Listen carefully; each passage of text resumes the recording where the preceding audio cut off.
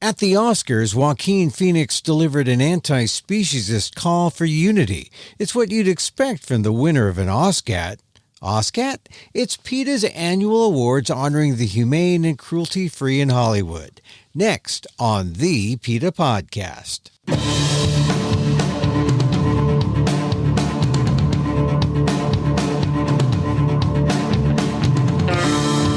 Welcome to the PETA Podcast. I'm Emil Guillermo, your host for this behind-the-scenes look at PETA, the largest animal rights organization in the world. And what an Oscar night for the animals and for the Best Actor winner, Joaquin Phoenix. As if with a camera's lens, he went from extreme tight shot, the me and his victory, to the widest shot possible, a super message of inclusion. It was Phoenix who said from the stage, whether we're talking about gender inequality or racism or queer rights or indigenous rights or animal rights, we're talking about the fight against injustice. We're talking about the fight against the belief that one nation, one people, one race, one gender, or one species has the right to dominate, control, and use and exploit another with impunity. And then Phoenix added a very specific vegan anti-dairy message. We feel entitled to artificially inseminate a cow, and when she gives birth, we steal her baby. Even though her cries of anguish are unmistakable, then we take milk that's intended for her calf, and we put it in our coffee and our cereal. He continued, we fear the idea of personal change because we think we need to sacrifice something, to give something up, but human beings are at our best. And we're so creative and inventive, and we can create, develop, and implement systems of change that are beneficial to all sentient beings and the environment. He talked about helping each other grow, educating each other, guiding each other to redemption. And then he left us with a lyric written by his late brother River, who at 17 wrote these words, "Run to the rescue with love, and peace will follow." It was a speech that stole the show, not just for the entertainment community and the worldwide audience, but for all animal rights activists and vegans who were inspired by his message. Phoenix was already a winner of the OSCAT. That's PETA's awards to the film and TV industry in Hollywood for cruelty-free entertainment practices. I talked with PETA's Louis Crary, Assistant Manager of Animals in Films and Television, about all the OSCAT winners and about Phoenix's Oscar moment on the PETA Podcast. Oscars happened and the OSCATs were delivered. Your response to the Oscars? I mean, Parasite won everything. Parasite technically is kind of not an animal, but it is. It's an animal that lives and thrives on a host. And the Oscars had no host, but it had a parasite and a very big one. Parasite was not mentioned in the OSCATs, but there were cute puppies in Parasite. True enough. I think that the winner from PETA's perspective and of all animal advocates last night had to be Joaquin. The reach he had is profound, and we just can't thank him enough for bringing the plight of dairy, animals used in the dairy industry, and all animals up onto center stage last night. I mean, you knew that he was going to be accepting something, but did you have a sense of what he was going to say? Because what he said was pretty extraordinary.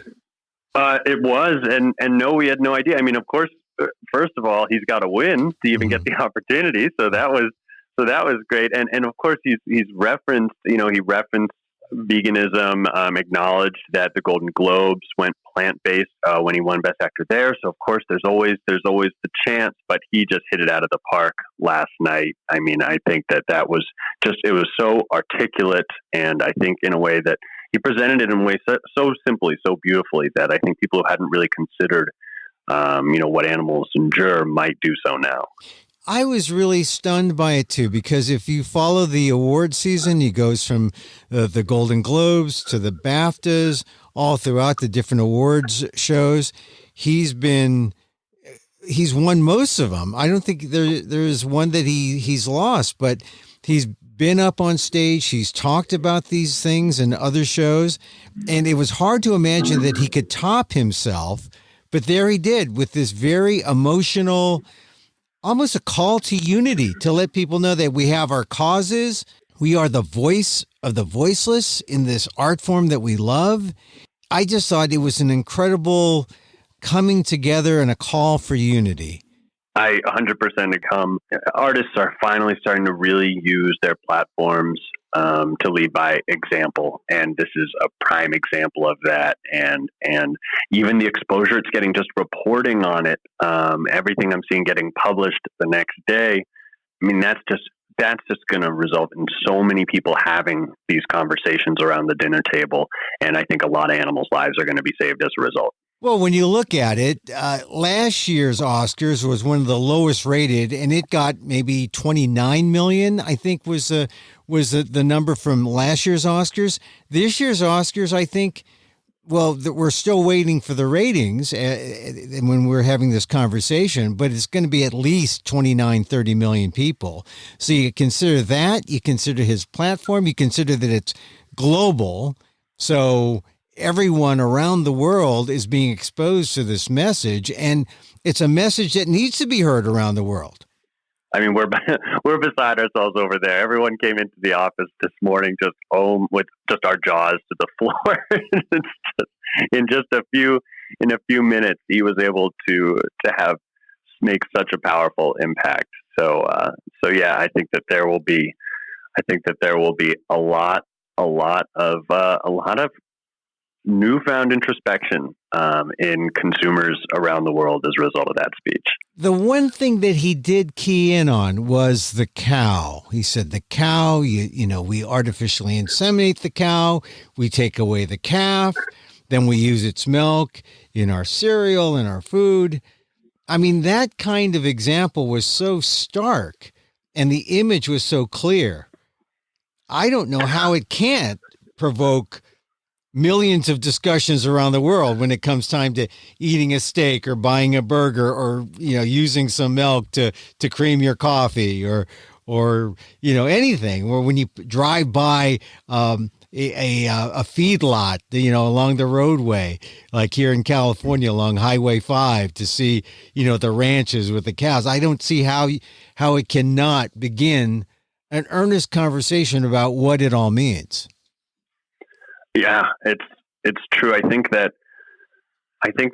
a lot of people are kind of they've turned their ears off just hearing about the death, hearing about the carnage. But when you take a kind of new perspective where you make the animals relatable, where he talked about the fear and the parental care, and that's I think a side of the animal suffering when it comes to industrialized agriculture that people don't really think about. That these are babies.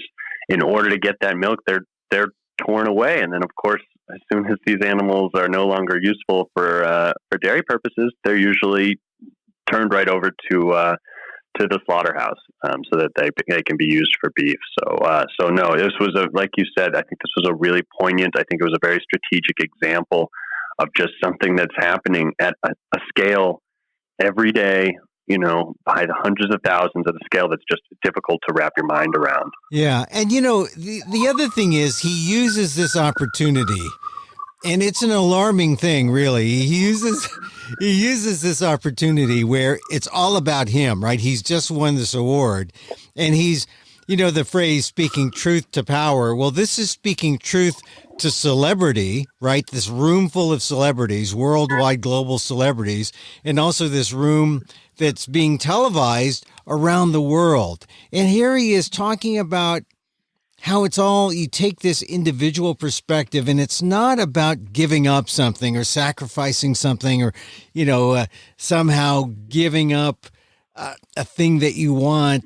But there's something about doing something for all of mankind, for everyone, for, all of society. And it almost takes it out of this realm of selfishness where we begin to see all of us in the same boat, all beings, all sentient beings. And it was a great message to send, not just for veganism, but for the fight against speciesism and the fight against racism, that he just broadened the umbrella. Hey, this fight includes all of us. just it's so simple. If you can fight oppression, especially when it doesn't cost you anything, then why not do it? Why cause harm when you don't have to? I think it was so elegant and yet so simple. And I really hope that it's going to make a lot of people think.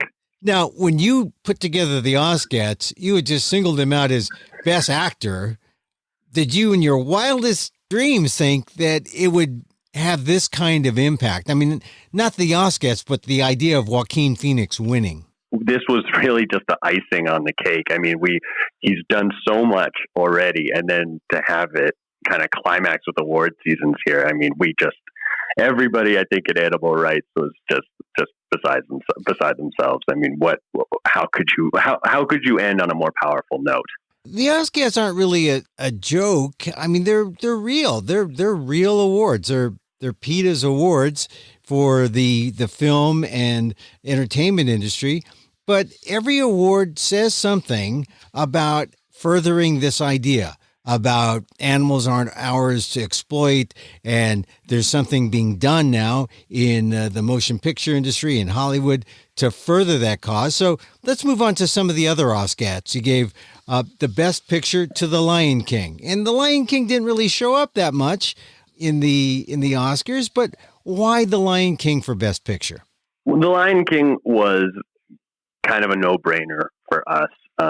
Anybody who saw that movie can testify to the lifelike, extremely convincing animals who are appearing on the screen. It's Rafiki, the mandrill, or Mufasa, a grown adult male lion. You know, these animals moved. I can appreciate it, especially because I worked in conservation in East Africa for a long time, and I was just floored by just how remarkable this CGI has gotten, that they were able to depict all of these wild animals without having to force a single real animal onto a sound set. You know, they just put a double underline under the fact that those days are over. There's no reason that we should be taking wild animals and coercing them into performing for a TV show or a movie. It's not only is it cruel, but you look at Lion King and you just it's just totally unnecessary. We've reached a point where no kid watching that is gonna grow up wishing, gosh, I wish an animal had suffered that for that film instead of these digitized renderings.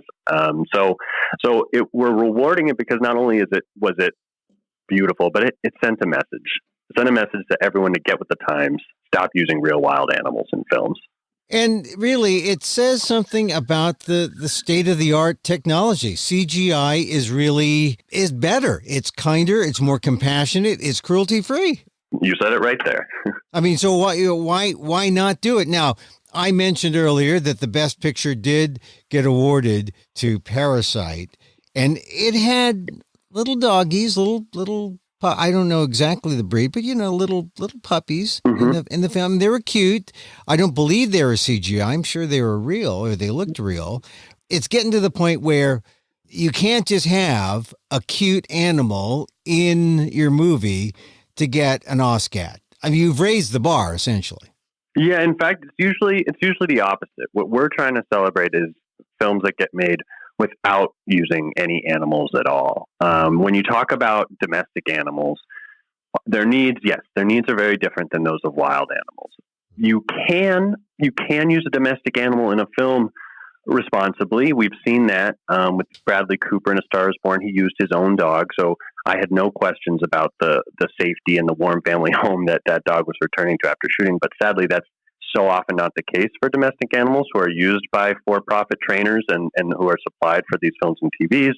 Our own investigations have uncovered them in these compounds where they're just in these barren kennels, often without even the comfort of a blanket. When temperatures get really low at night, it's not the life you'd ever wish for your own companion animal or anyone else's. But we're even seeing less and less of dogs. Call of the Wild is coming out from Disney in a couple of weeks. That dog is entirely CGI. So the world's changing. Well, I think the world's changing just by having Parasite be Best Picture. But from my perspective, it was worth it.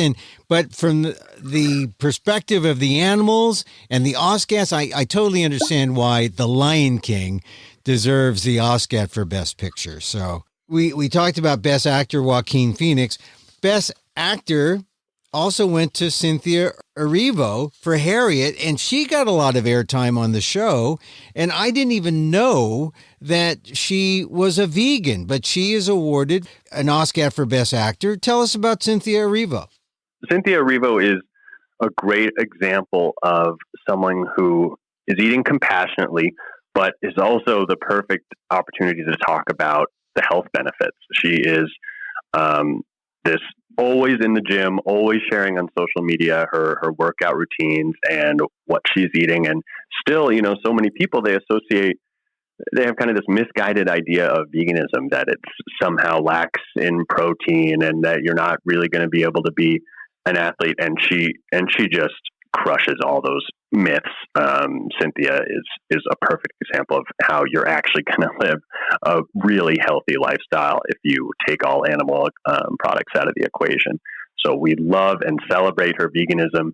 And then, of course, there's, just like Joaquin was talking about, there's so many parallels that you could draw between the characters she portrayed. Of course, the real life hero, Harriet Tubman, and her fighting oppression. We can make, like you said earlier, we can make that umbrella a little bit bigger. There's no reason why anybody should stand for injustice of any kind, and that applies to animals as well. And we can see that she's taking that fight to her meals every day by choosing to eat only animal-free foods.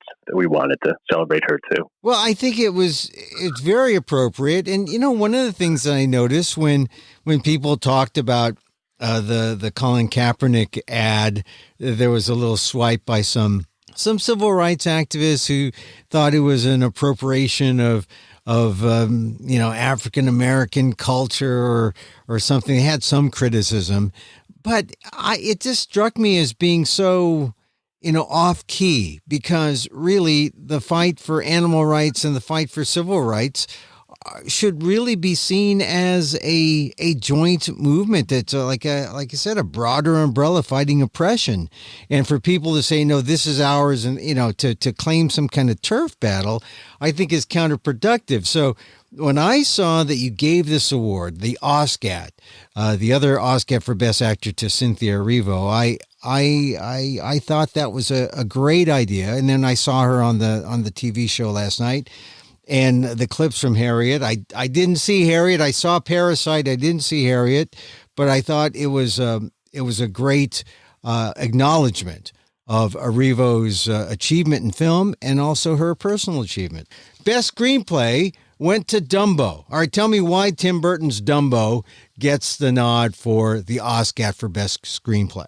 Dumbo had to be recognized. It was almost as if they'd allowed PETA to write the script for them. It was so, the anti-captivity messaging of Dumbo was so spot on. They gave a very honest look at what circuses are. I mean, these are like death camps for some of these animals. They're being forced to perform. They're being thrown onto trains, being handled by strange people, often removed from their family, and they perform until they're no longer useful. And then, either there's some tragic end there, or they're dumped to another place where, a roadside zoo or something like that. And so this took that very real tragedy, put a story to it that was familiar to all of us. And then the best part is they were consistent with that message by ensuring that they used CGI to depict the elephants throughout the movie. There were CGI capuchin monkeys. There were even CGI mice. So they told a story about abuse, and they made sure to not exploit any animals in telling that story. So of course it had to walk away with an OSCAT. So from the very beginning, from the inception of the project to the way it was carried out, they were cruelty-free every step of the way. And on top of that, the ending was changed to be much more aligned with I think the public's changing values. So in the original Dumbo, I don't know if you remember, but in the original Dumbo leaves the circus, but it's kind of a jumping from the pan into the fire situation because Dumbo goes into Hollywood. That's kind of how the credits begin to roll. And of course, that would have been a disastrous message to send. And so PETA actually wrote to Tim Burton a couple of years ago when we found out they were working on it. It was told that we understood that PETA would be happy with the result, and we certainly were. Anyone who sees, I don't want to give too much away, but rest assured that the elephants wind up in a much happier place than in the animated version. So yeah, we were thrilled with everything, every single aspect of how this movie was made. In the revised ending, the animals are the heads of the studios. Is that what you're saying? I don't think they would have any interest in that jungle. No, they go somewhere a little more suited to their size. I see. Okay. All right. So that's best screenplay to Dumbo. Now, best documentary. Now, that's become a very popular category. And the Oscat goes to the animal people. And I don't think it was mentioned last night, was it? I don't think it was mentioned last night. It's still doing the rounds, festivals, as I understand it. It is available for streaming worldwide right now. But if you haven't gotten a chance to see the animal people, I got to tell you, I watch a lot of animal and animal rights related documentaries in my job. And this one was just a cut above. It was just such a beautiful story, but also one that's really terrifying. I mean, it's an examination not just of animal abuse in laboratories, but also of the First Amendment and whether we really get to enjoy that right, or if it's just something we kind of assumed we have, and then in the case of this, maybe it isn't actually. Maybe when you start to kind of rattle these big corporations, you realize you didn't really have as much of a right to speak your mind as you thought you did. Unfortunately, a few of these animal activists went up against one of the largest animal labs in the U.S. They did lawful demonstrations, and they eventually went to prison. To watch how that all played out, I really want to encourage people to go online, go onto Amazon, go onto Apple, and take a look at this powerful film, because it's scary, and it's important that people understand why there are such vested interests in the exploitation of animals and how they'll stop at nothing to make sure that the truth doesn't come out. And also, it's a plug for Joaquin Phoenix, because he understood the power of this film, and he's an executive producer behind it. So there's always some reason to thank Joaquin Phoenix in all of these. It would be one thing if Joaquin Phoenix makes a speech or an acceptance speech, and then you never see him back it up with action. But this is exceptional to see a person who backs it up with, in terms of being a producer, his money, his support. You know, he walks the walk and talks the talk, as they say, right? And in Hollywood, that means something. So 100%. Yeah, I think in an industry that often gets criticized for being superficial, Joaquin is anything but. I mean, the man doesn't have an insincere bone in his body, and I think that anybody who hears him talk, you know that this isn't blustering, that he is compassionate about these issues to his core, and it's contagious. I mean, you know, I know I'm already working in animal rights, but I hear him talking, and it gives me that much more motivation to keep doing what I'm doing. So I think we all appreciate him a lot over here. Yeah, it was the speech was gripping, and you know he's a good actor, but when you know that this isn't acting, this is real. He's talking about the cow. He's talking about uniting the country, or behind our different interests and our different causes. And then he ends it with that moving quotation from his brother, River. It was very emotional, probably more powerful than his role in the Joker in some ways. Well, I certainly hope people watch the Joker, but also think about what the protagonist has going on when the scene ends and when the movie's over. I think that there's a lot of food for thought. Best animated film. Now that's usually the easy way to go about making things better to animals. Why Abominable for the Oscar?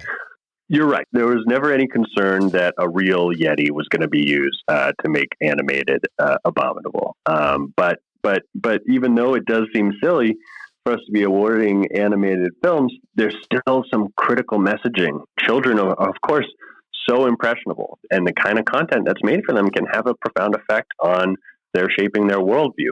I think more and more we're understanding that. I think we're being careful that the messages that we're injecting into films meant for kids is something we want them to emulate. Abominable is a story of a Yeti who is escaping from his captors, who in this movie, they rightfully so made a vivisector, someone who experiments on animals, and an exploitative zoologist who wants to sell him, whether it be alive or otherwise. So rest assured, the two antagonists, they get what they deserve at the end. But I think that even though it's kind of this fun, silly story about this mythical animal, I think that there's a lot that kids can draw on from this, that no animal is ours to experiment on, something that this movie really drives home. Even imaginary Yetis.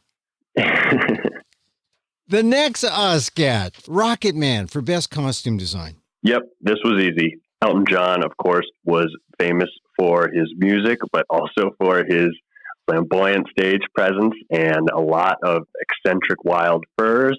But then when it came time to do this biopic, they rightfully and compassionately chose to recreate all of those same outfits without using any real fur. No real animal skins were used to make those. They were all synthetic. So we were so grateful. There's so much nuance to animal issues when it comes to film and TV, and it doesn't end with animals. It's also about the clothing. So we, of course, had to award them for going faux fur all the way for Rocket Man. And just think how hard that was, right? And when he did it the first time around, the first generation, he was cruel.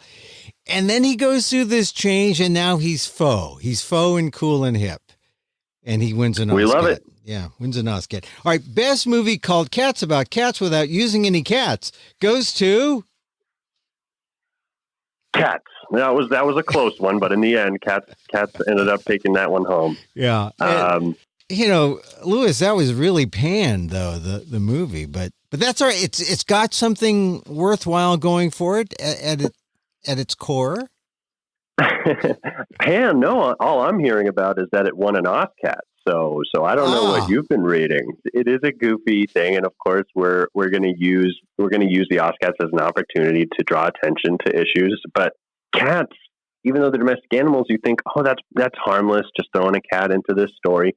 But that's sadly not the case. I mean, it's a life of captivity and exploitation for an animal like a cat who's owned by one of these animal trainers, and then they're just kind of trucked off for shoots, and then they're brought back and relegated to, whatever kind of state the compound is in. And we've had our own investigations that have found that cats, according to the staff there, were virtually starved for days leading up to application in film. That way they're going to be food motivated, and they're going to hit those marks within production deadlines. So that's really scary. Whenever you're always going to see corners cut, and animals' needs are going to be compromised when you're using them as an asset. So yes, we wanted to award Cats because despite what it might be a divisive movie, but we can all agree that it's great to have a cat abuse-free movie. and once again, CGI was everything. They used CGI for the fur on all the human cat chimera creations that filled the stage. And even though it's being used obviously for these strange kind of beings, that's a technology that can be applied to other movies that are using real CGI to depict animals. All of these technologies, as they go, those can be built on and then used for new projects. So we're happy there were no cats. We were impressed by the fur. I think there's a lot of nuggets that you can still take out of cats. Digitize cat generated imagery. Right. There you go. So a couple more. Best bad guy. Who was the best bad guy for the OSCAT this year? So we double dipped with Dumbo. Like I already sang its praises. So we felt we didn't feel bad at all about giving them another one. This was recognizing Michael Keaton. He plays kind of the evil entrepreneurial circus CEO, intent on profit before animal welfare. He's the one who wants to ensnare and use Dumbo. And we love that Michael Keaton got to play this terrible antagonist on the screen. And it's kind of a wink for us, because in real life, he's such an animal rights champion. He helped do a video discouraging people from taking selfies with wild animals, because it's only questionable facilities that would ever allow people to have that kind of contact with wild animals. Those are facilities that are inherently not doing what they can to take care of these animals. So it was worth us recognizing him for that kind of, both the messaging by showing people the evils of the industry, but then on the other side of the camera, him in real life being a hero for animals. So that's why he walked away with Best Bad Guy.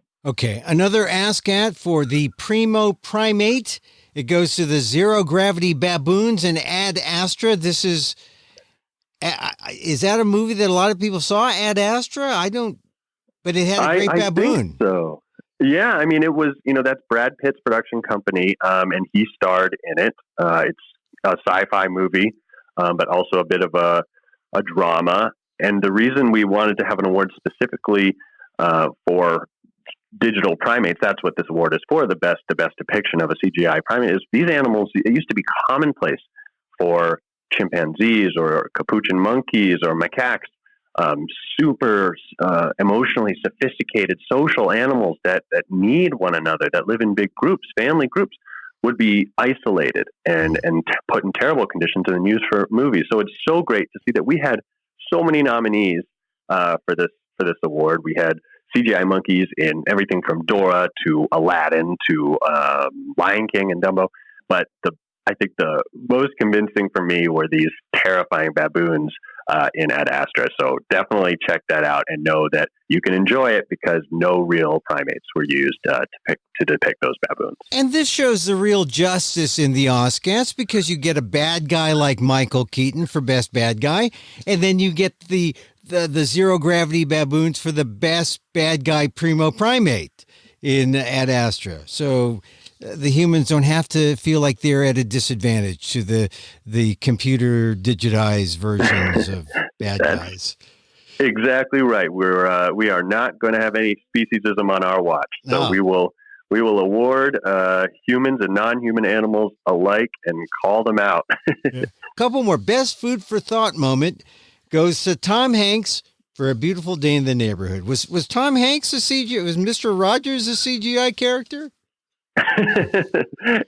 They were actually able to use a real live Tom Hanks for this one. We're going to let that go because there was such great messaging, and we're assured that Tom Hanks was treated very humanely on set. Yeah. But we did want to, in all seriousness, acknowledge his depiction of Mr. Rogers. Mr. Rogers, famously an ethical vegetarian.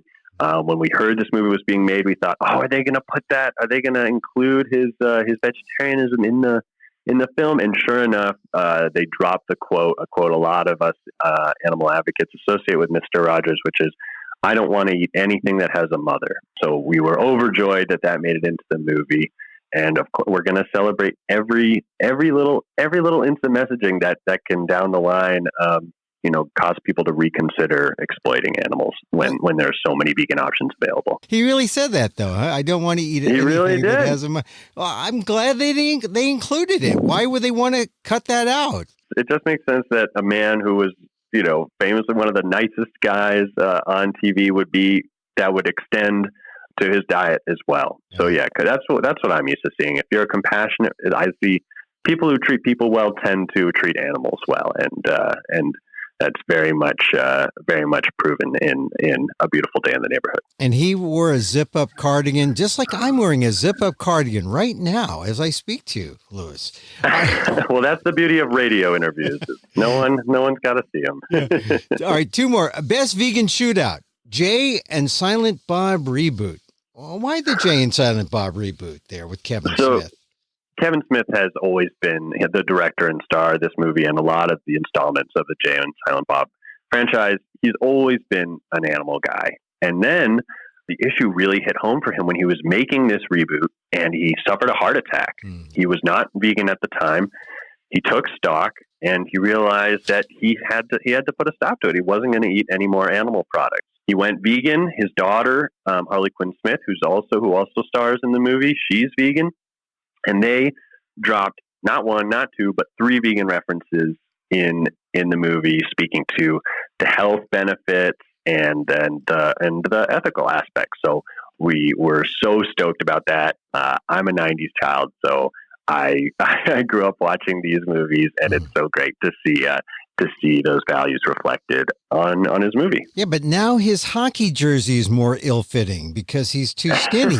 He's true. He's too skinny. But it's best vegan shout out. I said shootout. I was thinking about the hockey puck shootout, but no, it's best vegan shout out. Jay and Silent Bob reboot with Kevin Smith, and yeah, that was well covered throughout the year. His weight loss and his move to veganism after his heart attack. So congrats to him for that, Oscar. And finally, the PETA pick goes to Longshot. Now, why Longshot? I know it's Charlize Theron, but that's reason enough. But shouldn't there be a better reason? It's very simple. Charlize Theron is an anti-fur advocate and has done some great work with PETA and on her own, exposing the plight of animals who are used in the fur industry, but also as far as the actual content of this movie, a lot of times when we see, okay, here's kind of a screwball comedy that's coming out, at least in my division, animals and film and TV, we get concerned because it's movies like that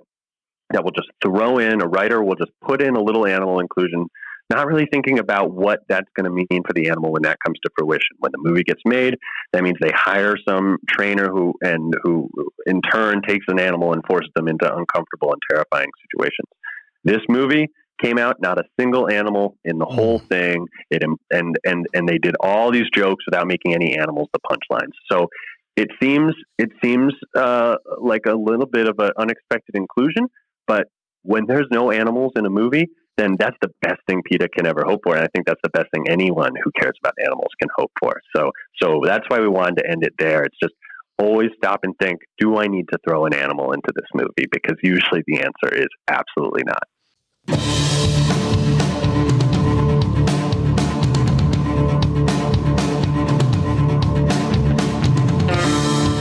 PETA's Louis Crary, Assistant Manager of Animals and Films and Television Division, responsible for the OSCATS, that's PETA's Animal Oscars, for moving Hollywood toward a cruelty-free world for all animals. You can see all the winners at PETA.org.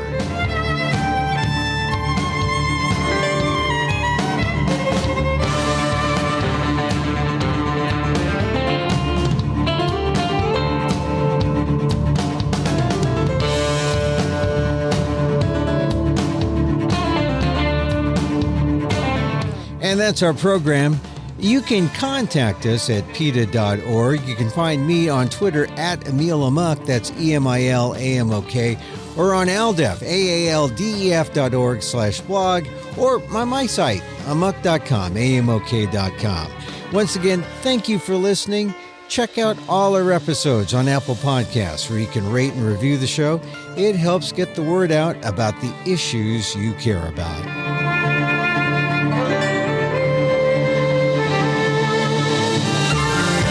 Our music is provided by Carbon Works. Check them out on YouTube.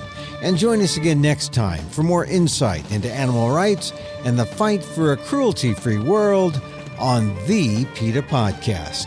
I'm Emil Guillermo.